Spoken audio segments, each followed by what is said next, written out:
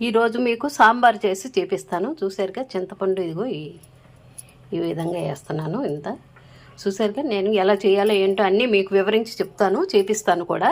Okay, sambar అండి. అదిగోండి పప్పు ఉడికిపోతుంది చూసారు కదా. ఇగో దానికి సంబంధించినవన్నీ ఆనపకాయ, టమాటా, పచ్చిమిర్చి, కొత్తిమీర, కరివేపాకు, క్యారెట్, ఇవ్వండి క్యారెట్ ముక్కలు చూసారుగా. క్యారెట్ ఇవన్నీ సాంబార్లో వేసి చక్కగా ఇగోండి చక్క ఉడుకుతుంది కదా. ఇవి కూడా ఉడికిపోతాయి. ఉల్లిపాయ ఇగోండి,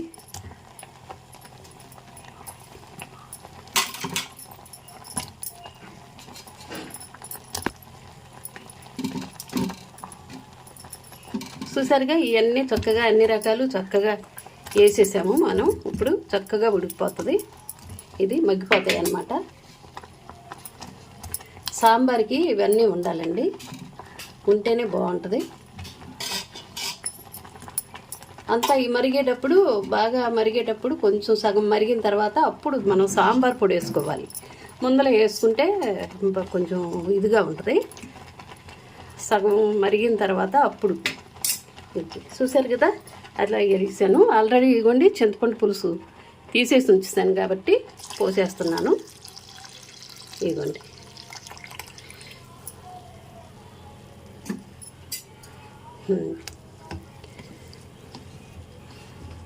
సాంబార్ అసలు ఎంత బాగుంటుందండి. సాంబారు అప్పడం వేపుకొని బాగా ఆలు వేపుడు కానీ చక్కగా వేపుకు తినేస్తే ఈ వేసవకాలంలో ఇంతేనండి. పప్పుచారు, సాంబారు, అప్పడాలు, వడియాలు ఇవే వేపుకునేది. చూశారు కదా ఈ విధంగా.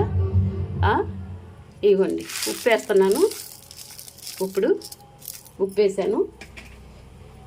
ఇదిగోండి బెల్లం ముక్క కూడా వేసుకోవాలి కదా. బెల్లం ముక్క కూడా వేస్తున్నాను. వేసేసాను కదా. ఇప్పుడు పసుపు వేసానండి. ఇప్పుడు తర్వాత మనం కారం వేయాలి. ఎలాగో సాంబార్ పొడి వేస్తాం కాబట్టి కారం కొంచెమే వేస్తానండి. ఈ తాలింపుల్లో మళ్ళీ ఎండుమిర్చి అయ్యి కారంగా ఉంటుంది బాగా. పచ్చిమిర్చి కూడా వేసాను కదా, అది చాలు. ఇప్పుడు మనం కొత్తిమీర వేసేద్దాము, ఇంకా జిమ్మేద్దాము. చూసారుగా కొత్తిమీర ఇవన్నీ వేసుకుని సాంబారు ఇది అసలు టేస్ట్ అదిరిపోద్దండి. ఇదిగోండి కరివేపాకు కూడా మంచి స్మెల్ వస్తుంది కదా. చారులో మరిగేటప్పుడు మంచి స్మెల్ వచ్చేద్ది. చూసారుగా ఆ విధంగా రెడీ చేసేసాను. చక్కగా మరుగుద్ది. ఓకే, మరిగేటప్పుడు మళ్ళీ మీకు చూపిస్తాను. సాంబార్ పొడి వేసేటప్పుడు కూడా మీకు చూపిస్తాను. ఓకే,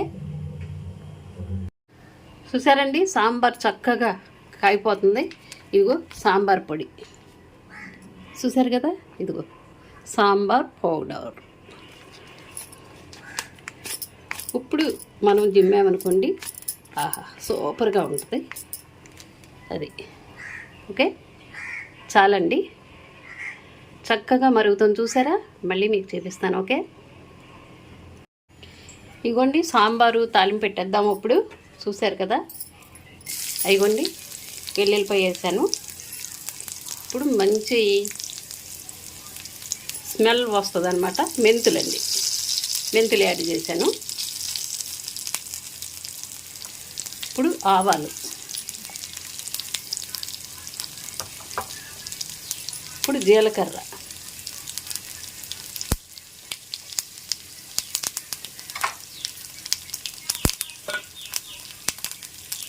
చూసారు కదండి ఆ విధంగా వేసాను. ఇదిగోండి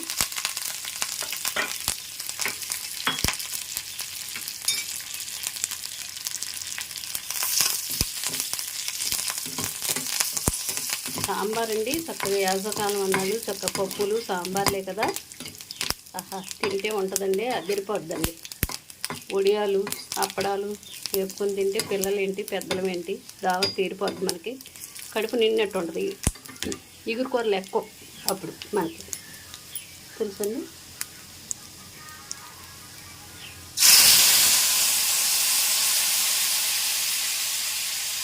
చూసారు కదండి. ఈ విధంగా ఉల్లిపాయ చూడండి ఎంత చక్కగా ఉందో. అసలు ఈ ఉల్లి ఒక్క తింటే ఉంటుందండి. చూసారుగా ఉల్లిపాయ సాంబార్లో ఉల్లిపాయ పళ్ళంగా వేసేదాన్నండి, పెద్దవి కదా అనేసి ఇచ్చేసాను. ఇప్పుడు మనం ఏం చేద్దామంటే ఇదిగోండి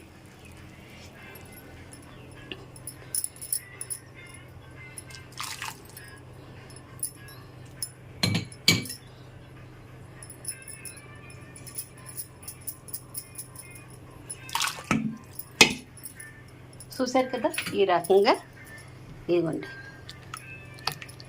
భలే ఉంది కదండి, మీకు నోరు ఊరిపోతుందా? సాంబార్ రెడీ చక్కగా. అన్ని రకాలు, ఇగో క్యారెట్, ఇగోండి ఉల్లిపాయ వేసాం, అదిగోండి ఆనపకాయ వేసాం, పచ్చిమిర్చి. ఈ పళ్ళంగా తిన్నామంటే ఉంటుంది సాంబార్లో. ఇగోండి చూసారుగా, ఈ విధంగా చేసుకోవాలి. మీకు అన్నీ వివరించి చక్కగా చెప్పాను. ఓకే, చూసారు కదా. ఇప్పుడు మనం లాస్ట్లో ఇదిగోండి కొత్తిమీర వేస్తున్నాం. చూసారుగా, అది కాంబినేషను. సాంబార్ రెడీ. ఓకే, చక్కగా. ఇప్పుడు వడియాలు కూడా వేపేసేస్తాను. ఓకే, ఇదిగోండి చూసారా, సాంబార్ అన్నం అనమాట. సాంబార్ కాసాను కదా, మీకు చూపించాను కదా. ఈ విధంగా చక్కగా సాంబార్ వేసుకొని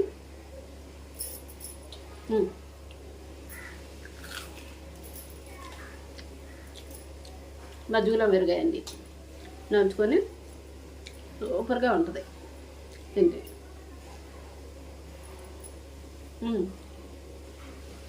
ఒడియు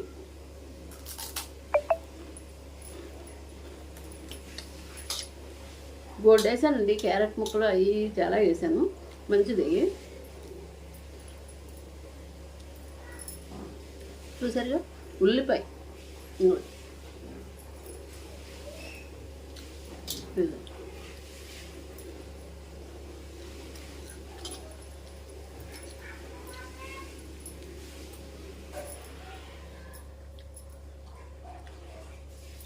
మధ్యలో మరిగి